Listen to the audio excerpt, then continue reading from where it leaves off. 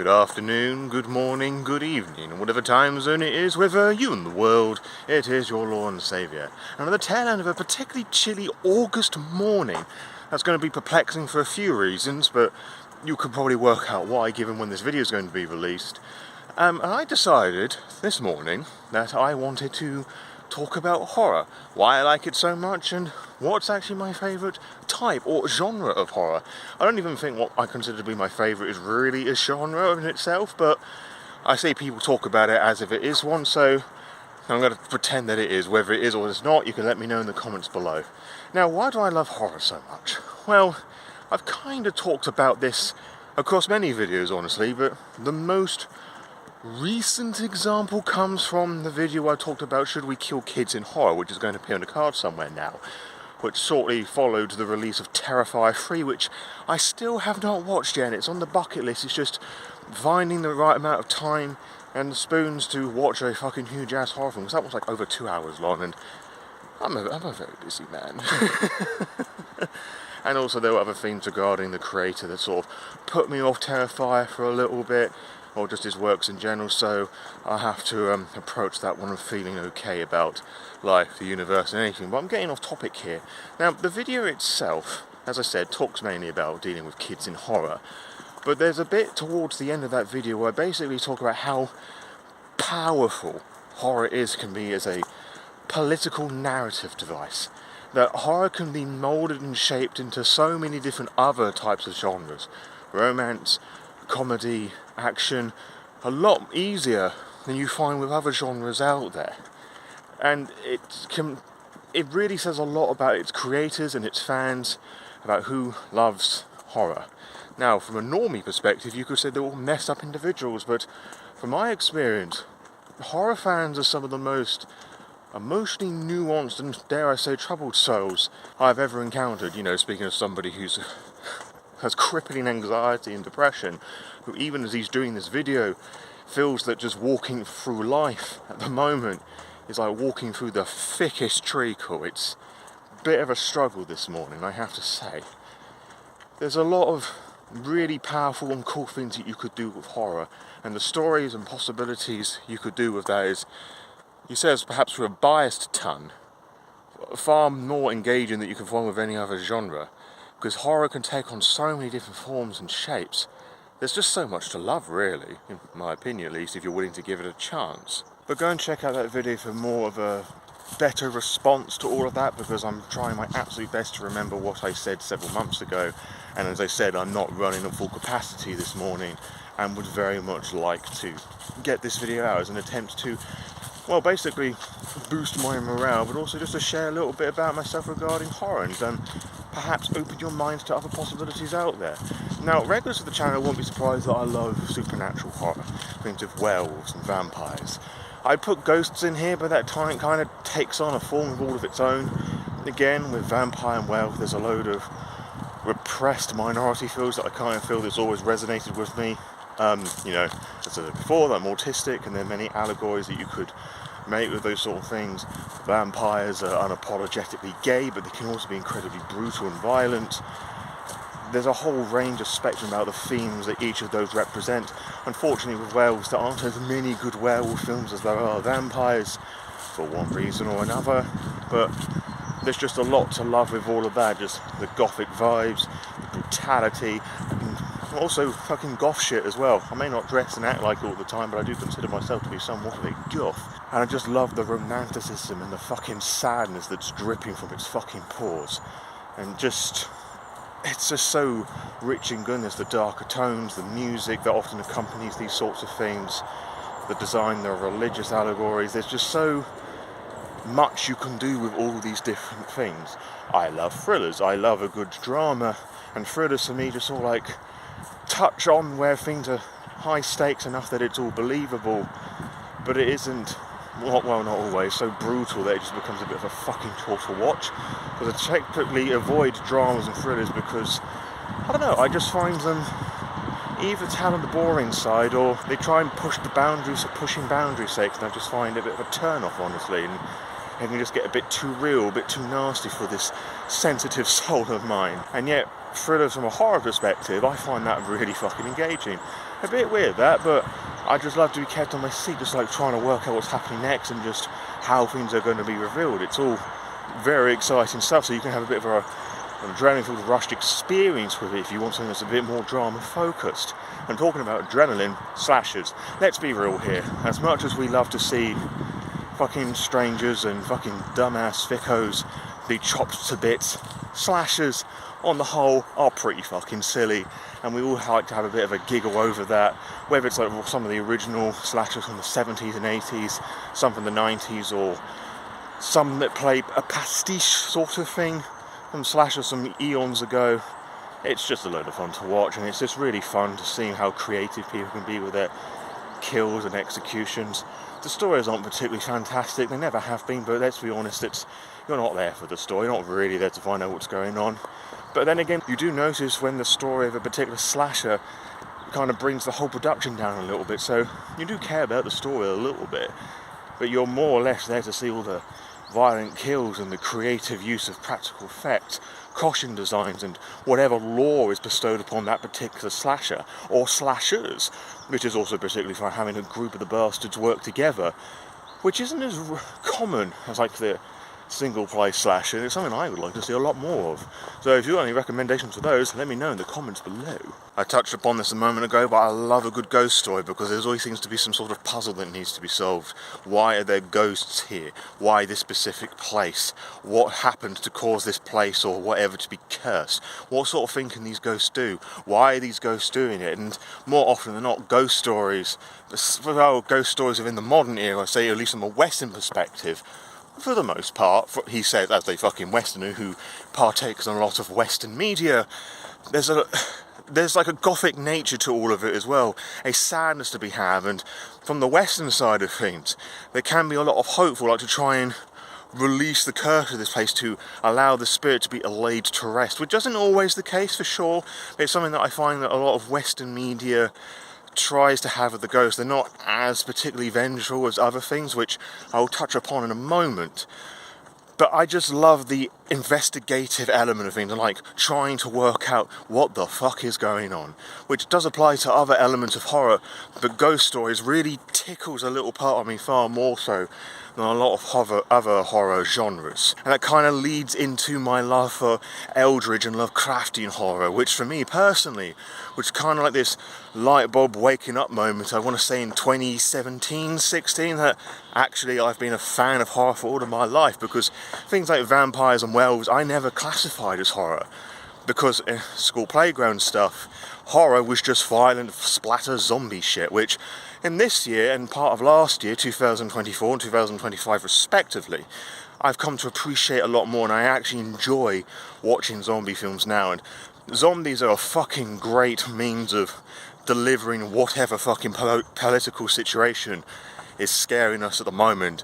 Like, just watch any fucking George A. Romero zombie film to get an idea of what I fucking mean with that. Have a look at the 28 Days and 28 Years Later films and see what they're trying to say about the fucking world at those specific points. But going back to Eldritch horror and the Lovecraftian shit, I just love the grand scale of things and how it can lead in some really good sci-fi elements, but not always. I love the larger than life things that we pesky humans are but ants, if that. If we're lucky, we are just there existing, and this thing comes along just existing and completely shatters the minds of any and everyone who gets in their way. Often it involves cults, and I find cults in media and also just studying real world cults as well a very interesting thing indeed, just how the mind can be conditioned to believe these things are a-okay, where from an outside perspective it very fucking isn't. And with Eldritch horror and Lovecraftian horrors, it doesn't make sense. It shouldn't make sense. You should be left in awe, like, what the fuck is this?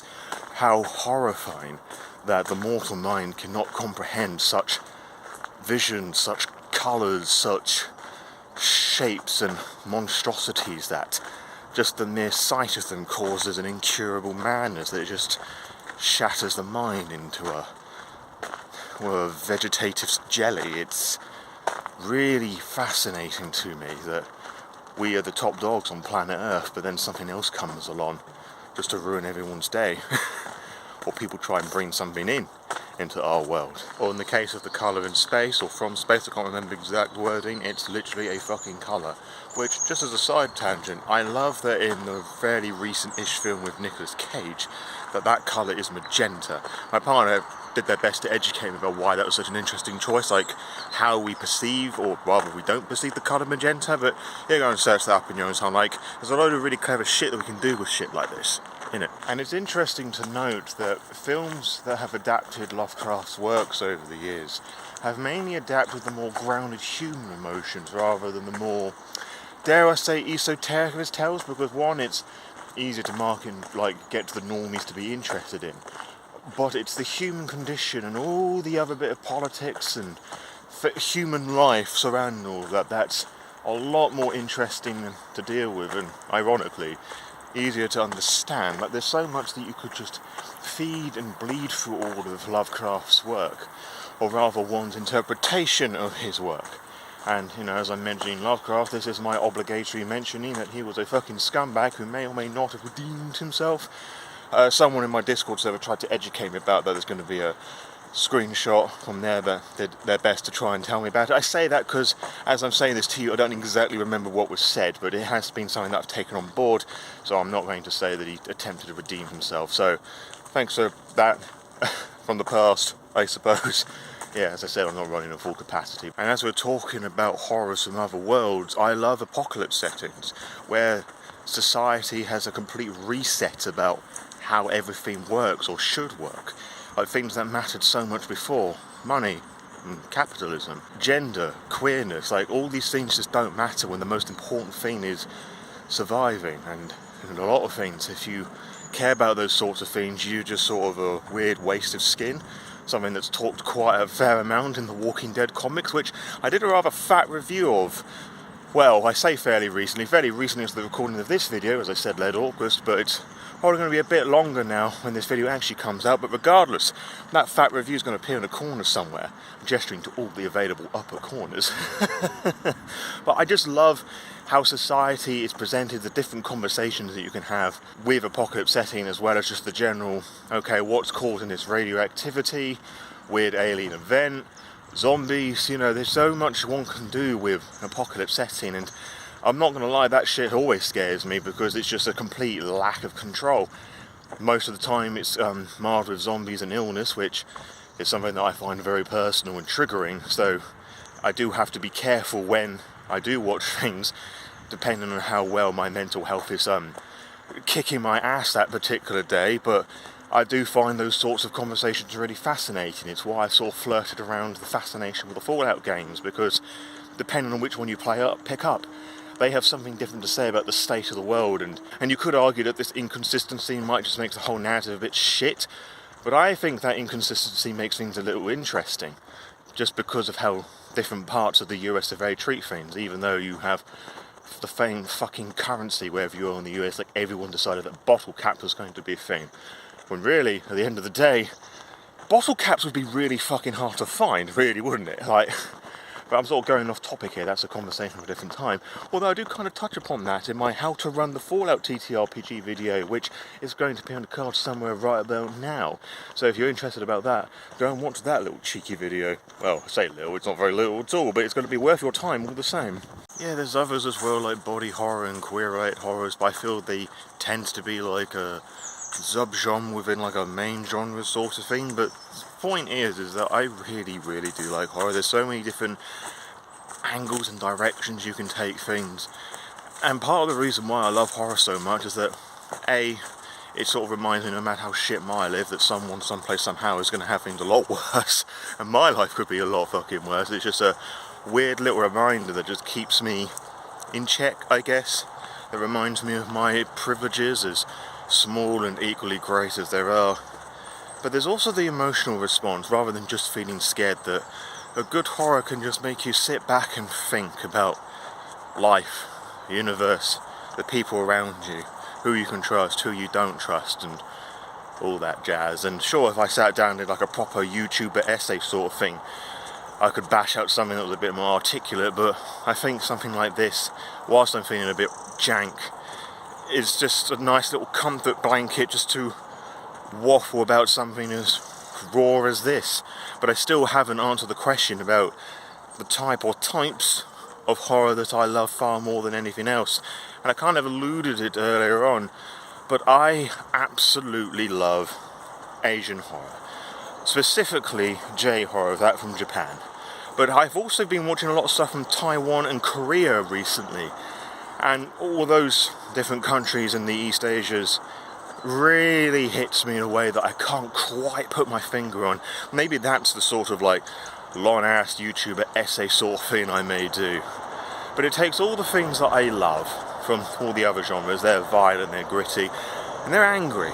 Like, a lot of it is to do with my love of ghost stories and how they deal with hauntings a lot more different. Like, if we take it like ghost stories from the West and a large fucking stereotypical paintbrush, it's because a person or people have been cursed to a place because of something that has happened upon them.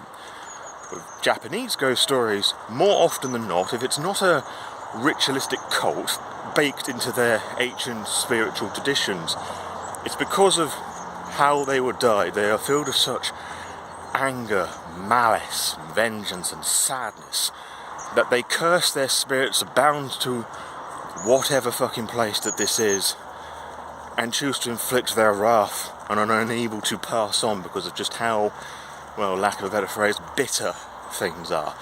And it's that level of spiritualism that I just find incredibly fascinating, and how different it is to how we in the West perceive things. Just to diverge things a little bit, if we have a look about how the West and Japan and other East Asian countries as well treat cyberpunk genre, so this is going to be primarily Japan, because don't forget the cyberpunk genre comes from American representations about through the 80s of this fear of like the East invading America, right? So you have a look at those old classic cyberpunk films and books and how just a lot of Asian branding, for lack of a better phrase, Japanese branding is sort of baked into the world building there. If we have a look at the Western perspective, we know about cyberpunk. It's us against them. It's the small man against corrupt corporations who don't really give a fuck about their employees. Like, everything's corrupt, everything is twisted, governments are sort of ruled by these corporations. It's the low-life, high-tech mentality that fuels the cyberpunk stories in the West. You'll find that a lot of marketing for posters and things will show the main character or main characters in like aggressive fighting stances, holding guns and whatnot, like Blade Runner, the 2077 cyberpunk game, etc. and so forth. But with examples from Japan, and I'm using Ghost in the Shell and Akira specifically here, whilst there are physical conflicts present in those stories, that's not the main focus here. It's not really us against corporations. In fact, Ghost in the Shell has a fucking cop, so does Blade Runner, but that is very much a more combat focus of like Decker getting rid of replicants. Here, it's just the way things are, and people just cope and live with this fact, not really rising against it as much, which sort of frees up the palate to have more conversations about what it means to be human, which again you find in other Western cyberpunk stories like Blade Runner again. But there is just this huge different perspective about things being so upfront and physical, and then compared to the Buddhist and Shintoism perspectives of Japan and other East Asian countries. It's something that I find far more appealing and tickling the imaginative brain juices. Now again, I am painting all of this with a stereotypical paintbrush viewed through the Western eyes of a Westerner, a British one no less. And so do take what I'm saying with a pinch of salt, of course. But the difference in direction and the brutality and the emotional responses and the spirituality of Asian horrors is something that I find, to me at least, really unique, and it's not something that I think the West can properly capture upon, because, you know, the different societies of telling stories, expressing things, etc. and so forth. And I think part of that is because I've sort of grown up with a lot of Japanese things like video games and anime, manga, so I'm just a lot more used and accustomed to those things than other people may be, so that's just something that I just naturally seek out more. I do see myself as a rather spiritual person. I'm no Buddhist, nor do I practice in Shintoism, although There's some philosophies spread across those two that I do believe make sense, in my personal viewpoint at least. But I will always try and seek out J horror and East Asian horrors, because there is just, again, I'm not really answering the question properly, but there is just something there that I just find super engaging. Just the difference in direction, the dialogue, the presentation, and just how it's a lot more brutal in places, a lot more upfront with things, but at the same time it's just as mysterious. Like with the ghost story example, the ghost or curse is very rarely lifted, it still persists. People think they've done the right thing, but they've missed a step out, or they haven't quite seen the point. They've followed their own self-interests rather than appeasing the spirit or spirits as much. So the curse persists, and it's all self-inflicted, which I suppose kind of resonates with me a little bit as well. But as I said, I think this is more worthy of like a proper investigation essay sort of thing sometime in the future. That is, of course, if that's something that you're interested in. So there you have it, a little waffling rant about why I love horror so much and the different genres that particularly interest me, and a little bit of a focus on J-horror and East Asian stuff because of its spiritualism and brutality, which, unlike a lot of Western stuff that I see, I don't think a lot of Japanese works hold back any punches. Or again, at least from a Western perspective, because, you know, we do things differently, and as I said, I'm viewing this from a Western lens, so I can't really dive a lot more into this like this at this time. I just wanted to have a little rant about horror, and if you want me to focus on a type of horror and a bit more of a professional sort of lens of a script and everything, do let me know in the comments below, as well as telling me what is your favourite type of horror genre thing. Is there any that I've missed out, or you're surprised that I did or did not like? Because chances are I have probably forgotten something, so let's have a nice little horror related conversation in the comments below. Now, I mentioned vampires earlier on, and if you're new to this channel, I mainly talk about TTRPGs, the ones that allow you to play as ghosts, werewolves and vampires. Now, if any of those sort of like tickle your fancy, you can go and check out the books in the description below. Now, if you purchase them with those specific links, I get some of the money back, because I'm affiliate on the site Drive-Thru-RPG, which allows me to provide more content like this, which is amazing, because you then get books, I then get more materials, and you get content for free, which is amazing shit, really. Now, if you've got those books already and want to support me further, or you don't like those books and want to get something else from Drive-Thru-RPG, you can copy and paste the magical affiliate code and paste it into the URL of any book on Drive-Thru-RPG and its sister sites before you add it to the cart, and that helps all the same. But I can understand why you may not be able to do that for a whole host of financial reasons, which is absolutely fine. I'm not going to lose any sleep over that, but if you can do that, that's absolutely amazing shit. But if you can't, that's absolutely fine as well. But what you should definitely do regardless is give the video a little cheeky little thumbs up, subscribe to the Lore by Night channel, and share this video with any and everyone who loves what I do. I'll see you on the next upload, whatever that may well be for you. And until next time, farewell.